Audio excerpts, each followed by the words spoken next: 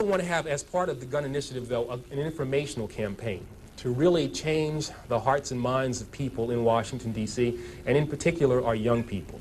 They are saturated in the media and in entertainment, or by the entertainment industry, with violence. And I think too many of our young people, in particular our young men, are fascinated with violence, and in particular fascinated with guns. And what we need to do is change the way in which people think about guns, especially young people, and make it something that's not cool, that it's not acceptable, it's not hip to carry a gun anymore. In the way in which we've changed our attitudes about cigarettes. You know, when I was growing up, people smoked all the time. I mean, both my parents did. But over time, we changed the way in which people thought about smoking, and so now we have people who cower outside of buildings and kind of smoke in private and don't want to admit it. And that's what I think we need to do with guns, really change the way in which people think about guns. Now, this is not going to be something that's very easy to do because we are, quite frankly, fighting something that appears, every day on television, on the radio, in our popular music, in movies that these kids are exposed to.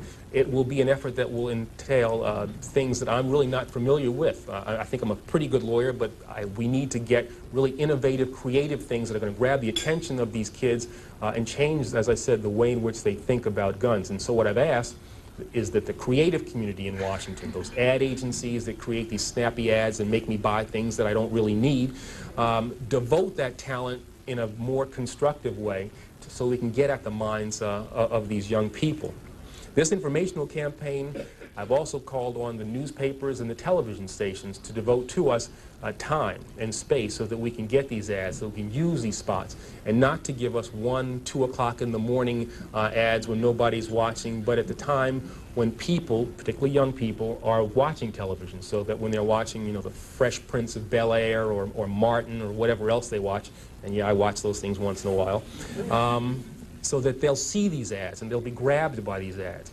I've also asked people who have influence over youngsters, entertainers, athletes, to be involved in this program as well. But not only them, community leaders, Jesse Jackson, Mayor Barry, people who have credibility with young people should be on the television, on the radio, as much as we possibly can, and telling these youngsters that it's wrong to carry a gun, and that if you have information about people who are carrying guns, you've got to share that with Chief Thomas and with his people as well.